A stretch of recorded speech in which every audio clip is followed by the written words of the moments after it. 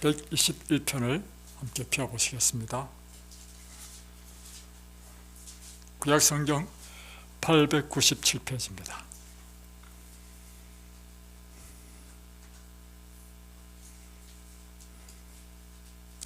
내가 산을 향하여 눈을 들리라. 나의 도움이 어디서 올까? 나의 도움은 천지를 지으신 여호와에게서로다. 여호와께서 너를 실족하지 아니하시게 하시며 너를 지키시는 이가 졸지 아니하시리로다. 이스라엘을 지키시는 이는 졸지도 아니하시고 주무시지도 아니하시리로다. 여호와는 너를 지키시는 이시라. 여호와께서 내 오른쪽에서 내 그늘이 되시나니 낮에 해가 너를 상하게 하지 아니하며 밤의 달도 너를 해치 아니하리로다. 여호와께서 너를 지켜 모든 환난을 면하게 하시며 또 내 영혼을 지키시리로다. 여호와께서 너의 출입을 지금부터 영원까지 지키시리로다. 아멘. 시편 가운데 정말 아름다운 시편 중에 하나가 시편 121편입니다. 이 121편이 다윗이 기록했죠. 다윗이 이 시편을 쓰고 또한 노래로 불렀습니다. 이 시편이 기록된 배경은 이렇습니다. 사무엘상 25장에 보면 그 당시에 마지막 사사였던 사무엘이 죽게 됩니다. 그러면서 다윗이 바란 광야로 도망가게 됩니다. 사실 사무엘은 다윗에게 굉장히 큰 영향을 미쳤던 사람이었습니다. 왜냐하면 사무엘이 다윗에게 기름을 부었습니다. 17살이 될 때 그를 기름 부으면서 장차 이 이스라엘의 왕이 될 것이라고 했습니다. 또한 다윗에게는 이 사무엘은 언제나 정신적인 지주였습니다.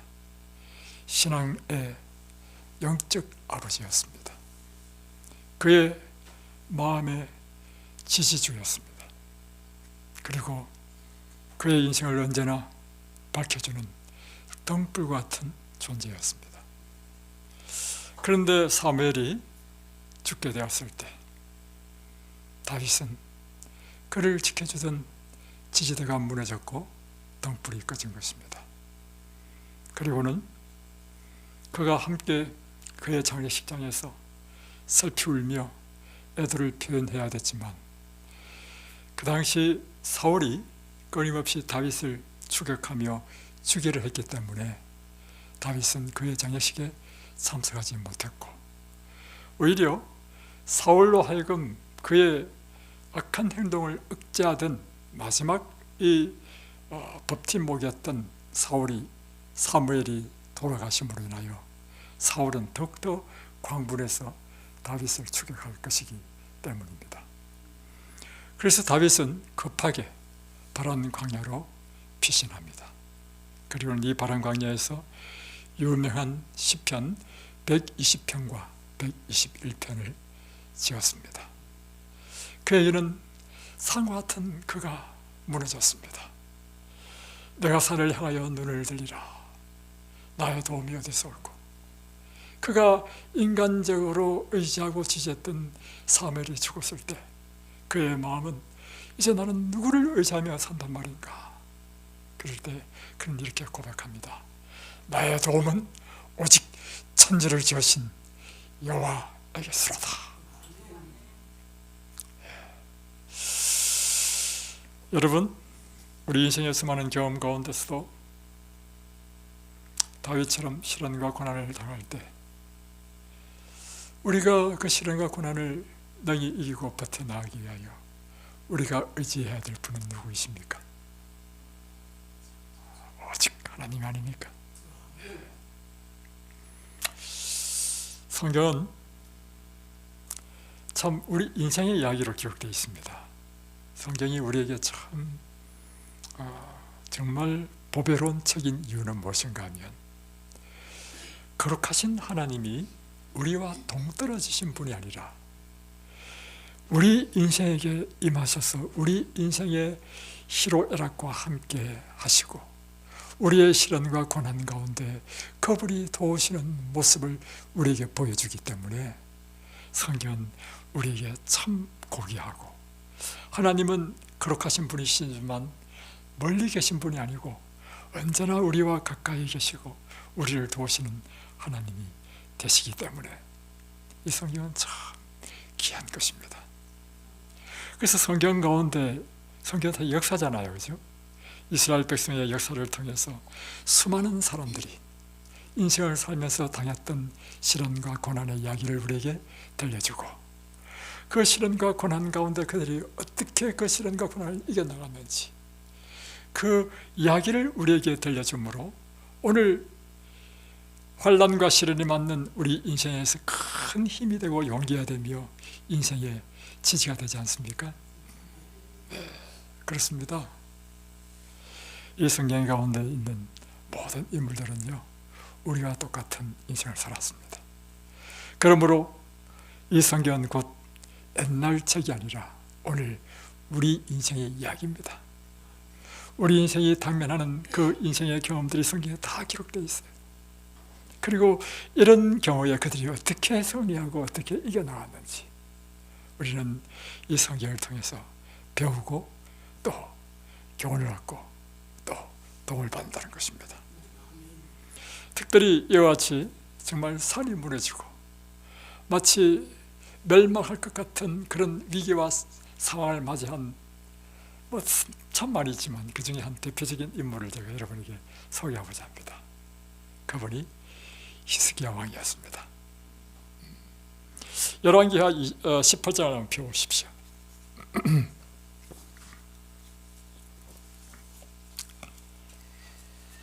왕하 18장에 보면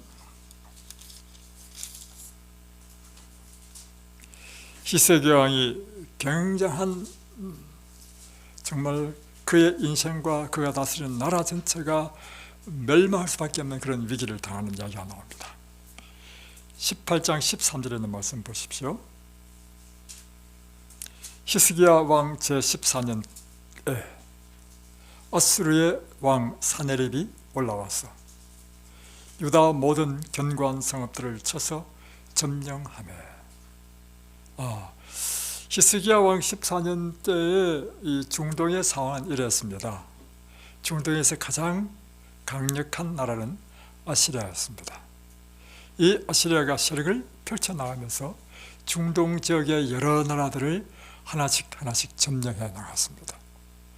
이 아시리아에 의해서 누구도 멸망당했냐면 유다 위쪽에 있던 북방 이스라엘 나라도 멸망해버렸습니다.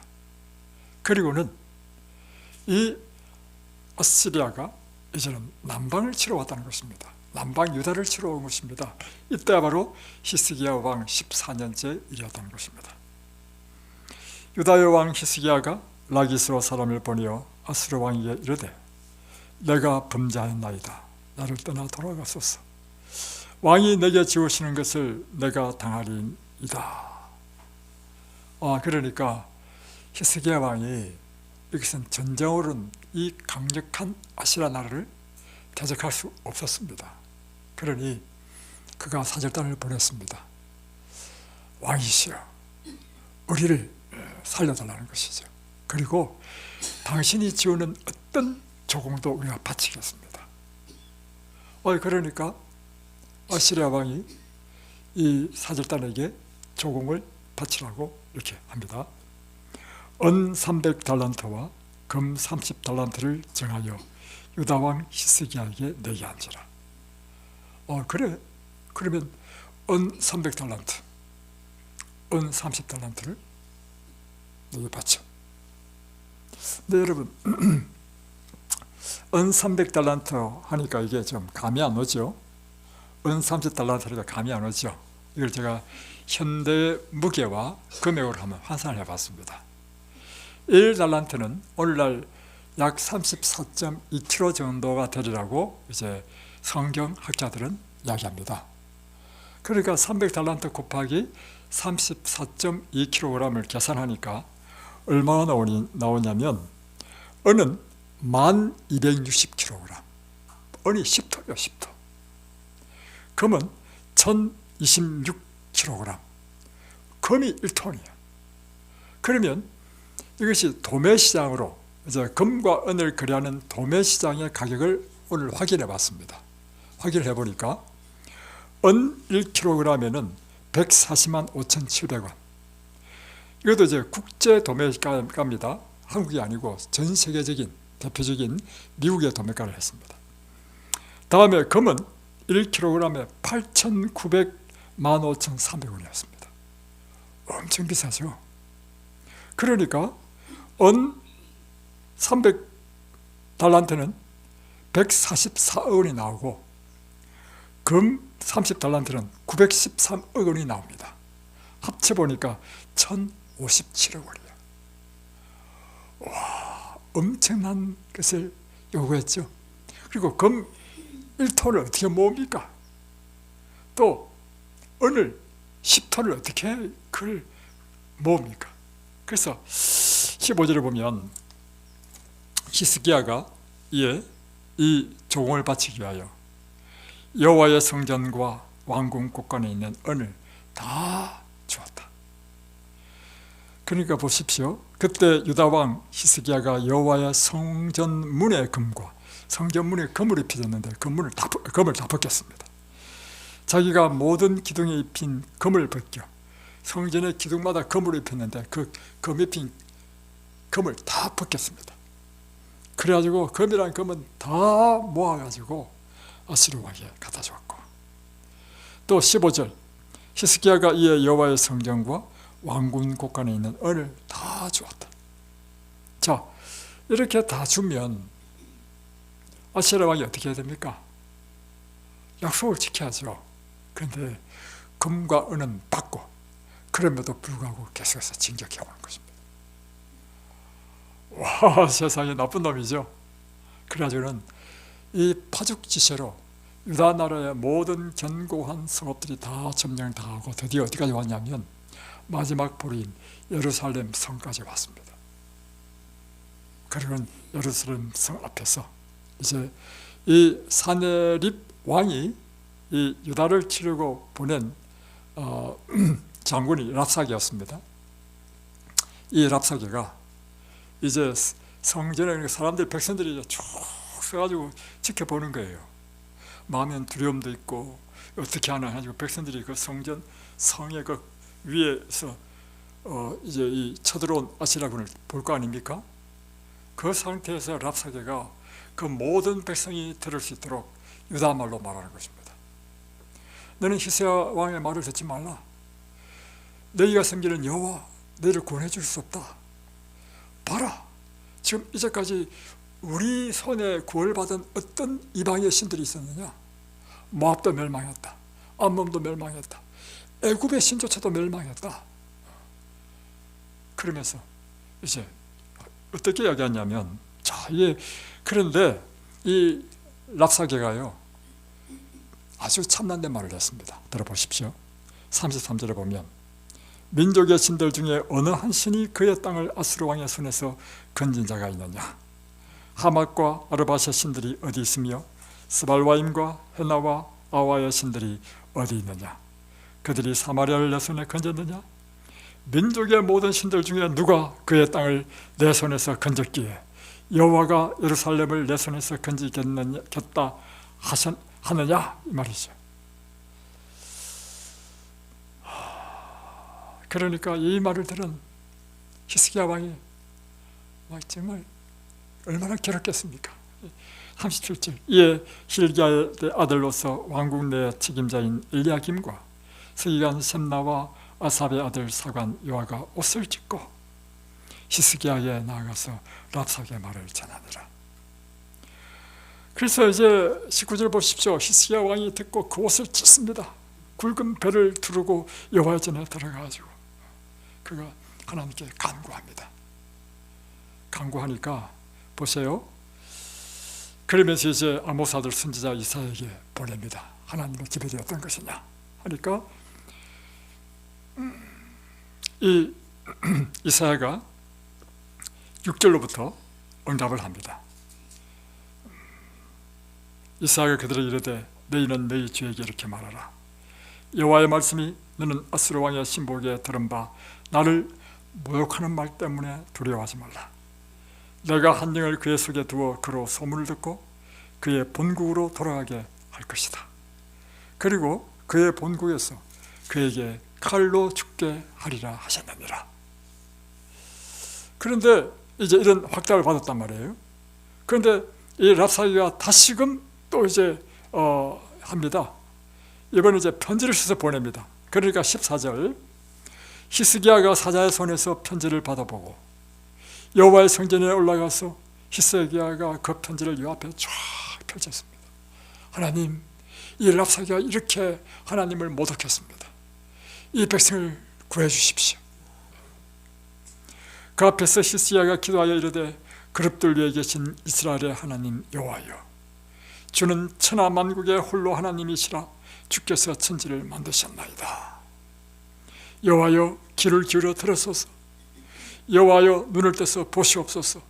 사내립이 살아계신 하나님을 비방하러 보낸 이 말을 들으시옵소서. 하나님, 이 말을 들으십시오. 하나님, 눈을 떼서 보십시오. 야, 정말 얼마나 간절한 기도겠어요. 그랬더니 이사야를 통해서 응답이 왔습니다. 자, 보세요. 20절. 아모스 아들 이사야가 히스기야에게 보내 이르되 이스라엘 하나님 여호와의 말씀이 내가 아수르 왕 산헤립 때문에 내게 기도하는 것을 내가 들었노라. 야, 하나님께서 뭐 하셨다고요? 내 기도를 들었다. 내 눈으로 보았다. 그리고는 쫙 나옵니다. 내가 어떻게 할 것인지 한번 두고 보라. 여러분, 지금 히스기야에게는요, 이 세상 어디에도 지금 그를 구원해 줄 도움을 받을 데가 없었습니다. 그의 도움은 오직 누구에게만 있었습니까? 하나님에게만 있었습니다. 그래서 하나님께 간절히 매달리고 기도했습니다. 그러니까 하나님께서 나는 내 기도를 들었다. 나는 내 눈물을 보았다. 내가 행하겠다. 지켜보라. 여러분, 하나님은 여러분의 기도를 들으시는 분이십니까? 저는요, 정말로 어렸을 때 이런 생각을 참 많이 했습니다. 아무리 하늘을 봐도 하나님이 안 보이고 하늘은 또 너무 멀리 있고 또 내가 기도한다 하더라도 이 기도 소리는 너무 작아서 저 100m 있는 사람도 내 목소리를 못 듣는데 어떻게 하나님께서 내 기도를 들으실까? 때로는 제가 이렇게 답답하게 생각했던 때가 있었단 말이에요. 근데 참 놀라운 사실은 때로는 제가 입으로 못 내고 너무 고통스러울 때는 입으로도 못 냅니다. 그냥 오물오물 하잖아요, 그죠? 그런데 하나님은 우리의 기도를 들으신다는 것입니다. 와, 정말 놀라운 사실이에요.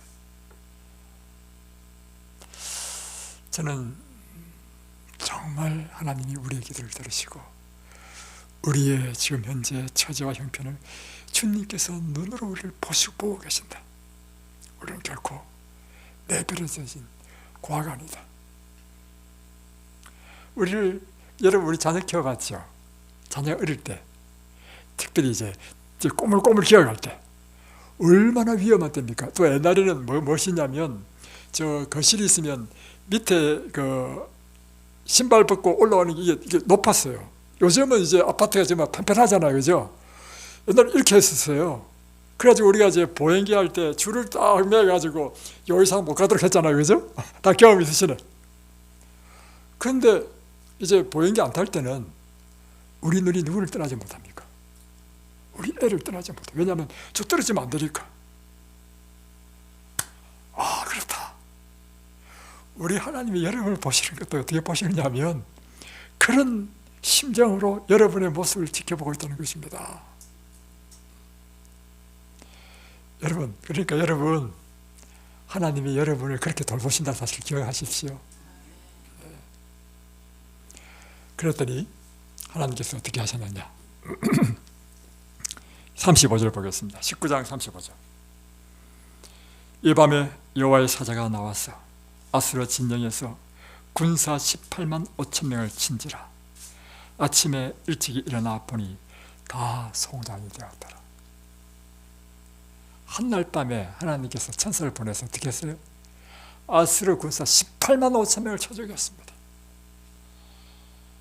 이분이 하나님이십니다. 적의 군사 18만 5천 명을 한날 밤에 쳐 죽일 수 있으시다면 그분은 여러분의 인생의 문제도 한날 밤에 해결해 주실 수 있나요? 네, 있습니다, 여러분. 한날 밤에 해결해 줄 수 있는 것을 때로는 2달, 3달, 4달 이렇게 쭉 늘려서 해결해 줄 수도 있죠. 그것은 하나님께서 우리를 향한 갖고 있는 목적이 있고 그 기간을 통해서 우리가 배워야 할 교훈이 있을 때는 한날 밤에 해결해 줄 수 있지만, 그죠?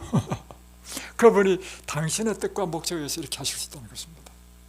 그러니 우리는 무엇이 필요해요? 믿음이 필요해요. 믿음. 하나님에 대한 믿음. 그분은 내 기도를 들으셨다. 그리고 반드시 응답하신다. 믿음 있는 자가 기다릴 수 있는 것입니다.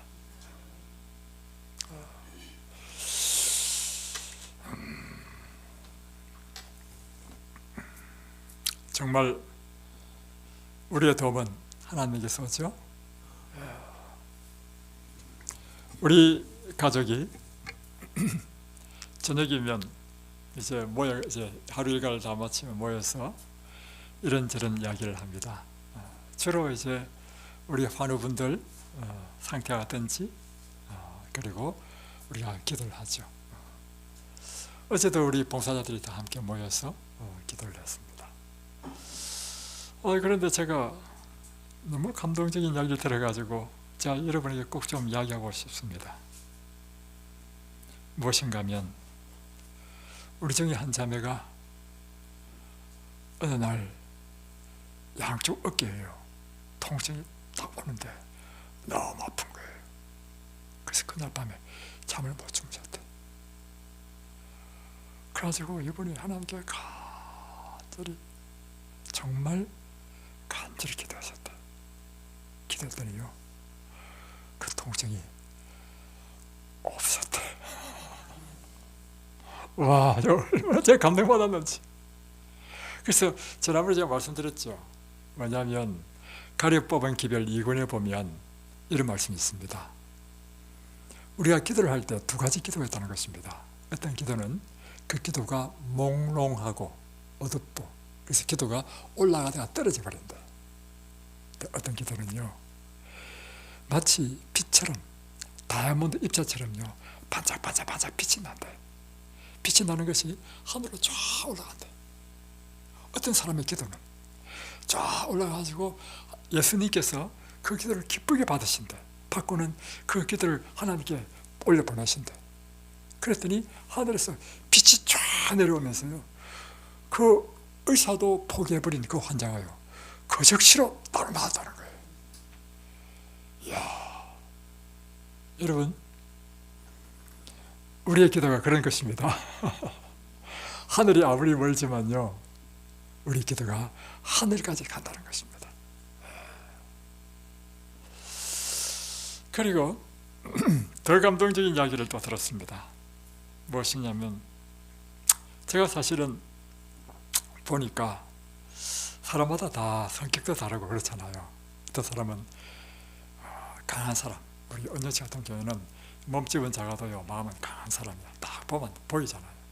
근데 어떤 사람이 약하냐면 사랑을 너무 많이 받으면 문제가 있어.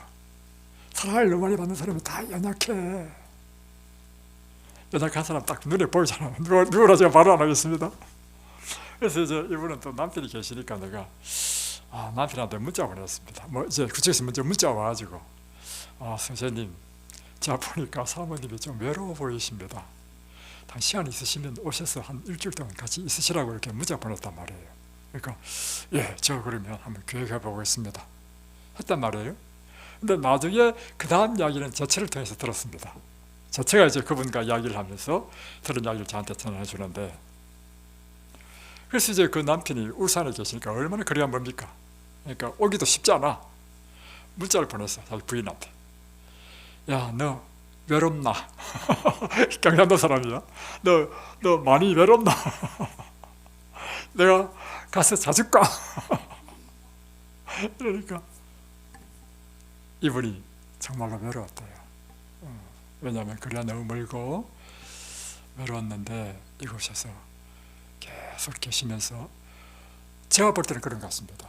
이분에게 새로운 어떤 믿음의 단계를 경험하게 되는 것인 것 같은데, 그건 뭐냐면 내가 전적으로 하나님을 의지하는 것을 배우시는 것 같아요. 그래서 그 문자를 받고 생각해 봤대. 남편이 오게 되면 나는 남편을 의지하게 될 것이다. 그러면 나는 전적으로 하나님만 의지하는 그 의지를 잃어버릴 수 있다. 두 번째, 남편이 오면 그분과 지내면서 또 생활하다 보면 내가 지금 하나님과 씨름하면서 전적으로 그분 믿음으로 그분을 의지하는 이 삶의 패턴이 깨질 수 있다는 거예요. 그래서 나는 그 말 듣고 진짜 난 감동받았어요. 여러분, 정말 놀라운 일 아닙니까? 그래서 제가 느낀 게 있어요. 그렇다. 우리 모두는 무엇을 배워야 되느냐면 이제는 전적으로 하나님만을 의지하는 믿음으로 그분을 붙잡는 그것을 여러분 배워야 된다는 겁니다. 그럼 제가 교회 정원에 있는 말씀이 기억이 났어요. 그 말 듣고. 그래서 교회 정원에 찾았는데 어떤 말씀이냐면 교회 정원 1권 583페이지에 나오는 것입니다. 엘렌 G 화이트 계시를 봤는데 무엇을 받았냐면 여러 그루의 나무들이 가까이 서 있는데 하나의 원을 그리고 있었습니다. 근데 하나의 포도나무가 쭉 올라왔는데 포도나무는 넝쿨나무잖아요. 그래서 그 옆에 있는 나무들을 이제 감아서 덩굴 손으로 감아서 이제 의지하면서 쫙 올라간 거예요. 올라가지고 그 나무의 꼭대기에서 막 잎을 쫙 내면서 좋은 그늘을 가리면서 아주 멋있는 포도나무가 되었어. 얼마나 보기 좋아요. 아주 막 보기 좋은. 근데 갑자기 바람이 막 불들이만 이걸 막 흩어버려. 그리고는 붙잡은 덩굴손을 다 떨어져서 그냥 나무가 축 처지게 만들었어. 그리고는 이제 밑에 있는 덩굴손만 이제 붙잡고 있는 그런 상황이 됐단 말이에요. 그랬더니 천사가 와가지고요, 이 붙잡고 있는 이 덩굴손도 칼로 다 잘라버렸어. 그러니까 포도나무가 그냥 바닥에 툭 떨어졌어. 그러니까 이 모습을 보고 이 계시입니다. 꿈속에 계시를 봤는데 와이프인이 아니 왜 이 포도덩굴을 이렇게 하나 하면서 자, 나는 왜 그 포도나무를 일으켜주는 손이 없는지 천사에게 물어보았습니다. 그때 나는 한 천사가 분명히 버려진 그 포도나무를 향하여 오는 것을 보았습니다. 그는 손을 펴서 포도나무 아래에 넣더니 그것을 일으켜 세웠습니다. 그리고 말했습니다. 하늘을 향하여 일어서라. 너의 덩굴 손으로 하나님을 감아라. 너는 인간의 지주에서 흔들려 떨어졌다. 그 이전에 이 덩굴 손이 무엇을 의지했다는 것입니까? 인간.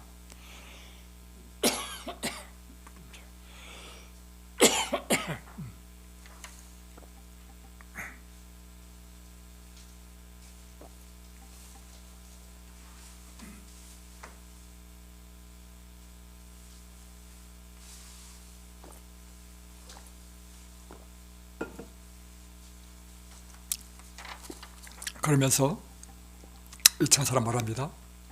너는 하나님의 능력으로 일어설 수 있다. 인간의 도움 없이도 너는 다시금 일어서고 무성해질 수 있다. 하나님만을 의지하라. 그리하면 결코 헛되이 의지하지 않게 되고 흔들려 떨어지지도 않게 될 것이다. 제가 그 이야기를 듣는데, 저처럼부터 이야기를 듣는데, 교회 정원 1권에 있는 이것이 딱 기억나는 거예요. 그래서 제가 얼른 오늘날 읽은 것이니까 기억난 거죠. 그래서 얼른 책을 찾아봤습니다. 그렇구나. 오늘 제가 다시금 깨달은 게 있는데, 여기 오는 분들에게 끊임없이 내가 가르쳐야 될 것은 오직 이분들이 하나님만을 의지하고 하나님을 의지하면서 일어서고 그리고 무성해지는 것을 가르쳐야 된다. 내가 산을 향하여 눈을 들리라. 나의 도움이 어디서 올꼬? 나의 도움이 천지를 지으신 여호와에게서로다. 우리의 도움은 오직 천지를 지으신 그 하나님으로부터 도움을 받는, 그래서 하나님께서 우리를 도우시고 우리를 치유하시고 우리를 구원하시는 그런 경험을 우리 한 사람 한 사람이 해야 된다는 것입니다. 그럴 때 그것은요 완전합니다. 사람에 의해서 축 처지거나 떨어지거나 실족하지 않습니다. 그죠? 여러분 끊임없이 날마다 하나님만을 의지하는 것을 배우십시오. 이번은 우리에게 이렇게 약속했습니다. 여호와께서 너를 실족하지 아니하게 하시며 너를 지키시는 이가 졸지도 아니하시리로다. 이스라엘을 지키시는 자는 졸지도 아니하시고 주무시지도 아니하시리로다. 그런 하나님이 우리를 돌보신다는 것입니다.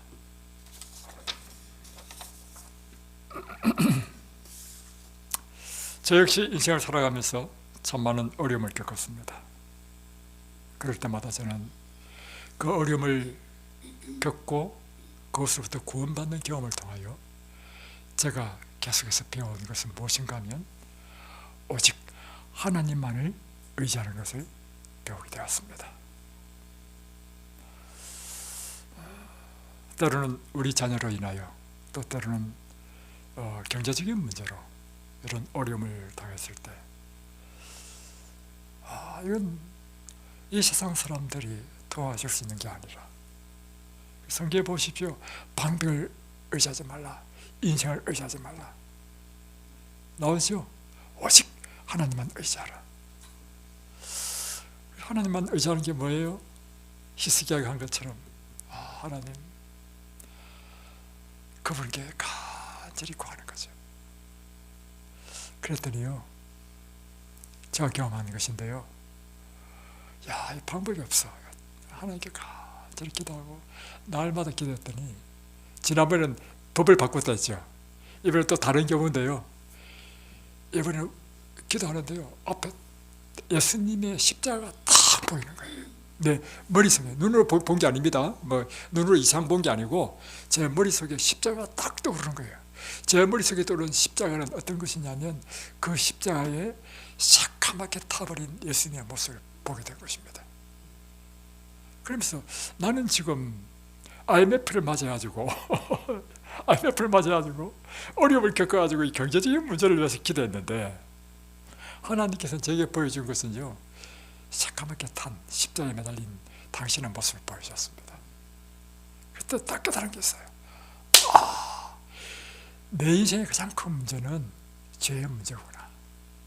내가 하나님께 구해야 될 것이 무엇인지 너는 먼저 그의 나라와 그의 일을 구하라. 그래서 제가 십자가를 형상을 딱 보면서 그게 막 심취돼가지고 한참 기도했습니다. 그리고 하나님께서는요 놀라운 방법으로, 내가 생각하지 못한 방법으로 구원해 주셨습니다.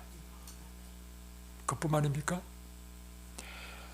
우리 자녀가 어릴 때도 문제지만 컸어도 이게 끊임없이 부모의 염려의 대상이 되기도 하잖아요.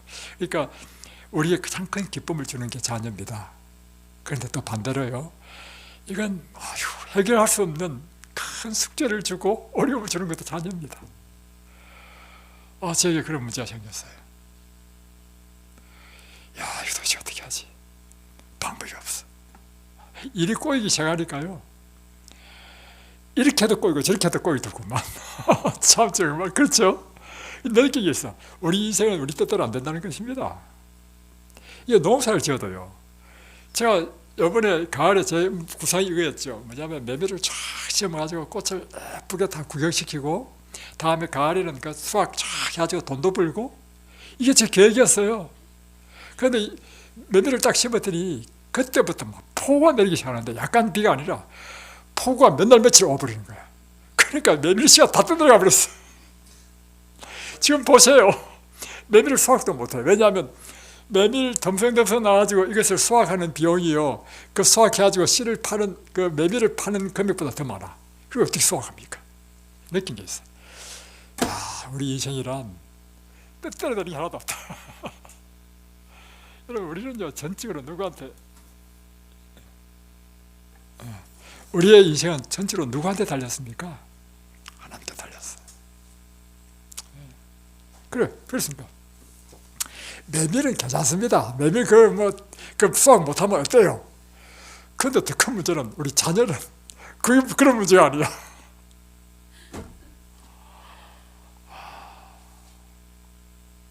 근데요, 오직 하나님만이 우리의 도움이셨습니다. 그래서 그 어려운 사정을 하나님께 토로했고 하나님께서 구원해 주시니까 지금은요, 어떻게 됐냐면 내 자녀가 나의 기쁨이 되었어. 내 자녀가 다 열심히 살고 잘 사는 건 나에게 큰 기쁨이 되고 내보다 나에게 더 큰 힘과 용기를 주는 게 없어. 이제 오히려 그렇구나. 여러분, 오늘 시편 121편은 이야기합니다. 내가 산을 향하여 눈을 들리라. 나의 도움이 어디서 올꼬? 나의 도움은 천지를 지으신 여호와께서로다. 오직 여호와를 앙망하시고 그를 붙잡으십시오. 우리가 우리 생애를 전적으로 하나님 앞에 드리면 하나님께서는 우리를 완전히 책임지십니다. 그래서 시편 보십시오. 나는, 시편 기자가 이야기합니다. 나는 의인이 걸식함을 보지 못했다. 의인이라는 사람이 누가 의인입니까? 우리 자신을 하나님의 뜻대로 살기 위하여 자신을 전적으로 하나님께 바친 사람이 의인 아닙니까? 그래서 제가 이 책을 읽어보니까 이런 말씀이 나와. 자신의 생애를 하나님의 지도와 그분을 섬기는 일에 완전히 바치는 사람들은 그분께서 돌봐주지 않는 처지에 결코 놓이지 않을 것이다. 우리가 아무리 난처한 문제를 당하더라도 그분은 우리를 구원해 주신다.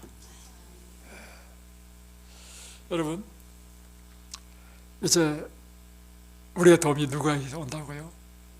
여호와에게서. 내가 산을 향하여 눈을 들리라. 나의 도움이 어디서 올꼬? 나의 도움은 천지를 지으신 여호와에게서로다.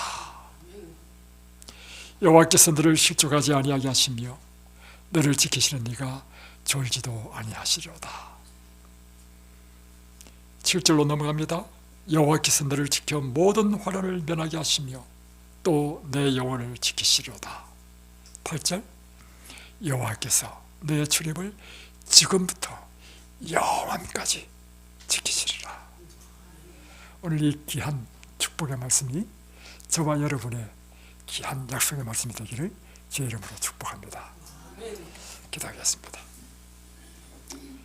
천지의 대주제이시며 이 세상 만물을 창조하신 위대한 하나님, 그 위대한 하나님이 우리를 이처럼 사랑하사 당신 아들 독생자를 주시고 우리의 앉고 일어섬을 보시며 또한 귀를 기울여서 우리의 기도를 들으시는 분, 눈을 떠서 우리의 처지와 형편을 살피시는 분, 졸지도 아니하시며 주무시지도 아니하시고 우리를 지켜 보호해 주시는 분, 그리고 우리를 지금부터 영원토록 우리의 출입을 지키시는 분, 오 하나님, 우리가 이 하나님만을 의지하며 살게 해 주옵소서. 예수님의 이름으로 간절히 기도드리옵나이다.